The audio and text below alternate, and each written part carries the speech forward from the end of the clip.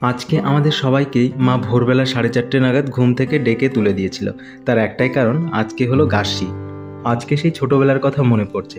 মা একটা একটা করে প্রদীপ ধরিয়ে দিত আর সারা বাড়ি জুড়ে আমি দিয়ে বেড়াতাম।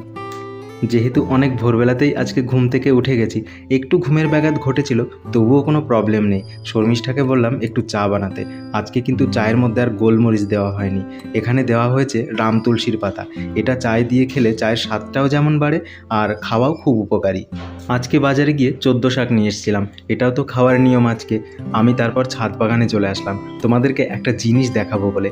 যে বেগুন গাছটা কয়েকদিন আগে দেখিয়েছিলাম না, বেগুন গাছটায় একটা ফুল চলে এসেছে, আরও ছোট ছোট কুঁড়ি রয়েছে, সেগুলো হয়তো কয়েকদিন পরে ফুলে পরিণত হবে। যাই হোক, গাছটাকে কিন্তু এবার হনুমান থেকে একটু সাবধানে রাখতে হবে। আর যেহেতু গাছটায় ফুল ফল আসার সময় হয়ে গেছে, গাছটায় একটু সার দিয়ে দিলাম। আজ এ পর্যন্তই, দেখা হবে পরের ভিডিওতে।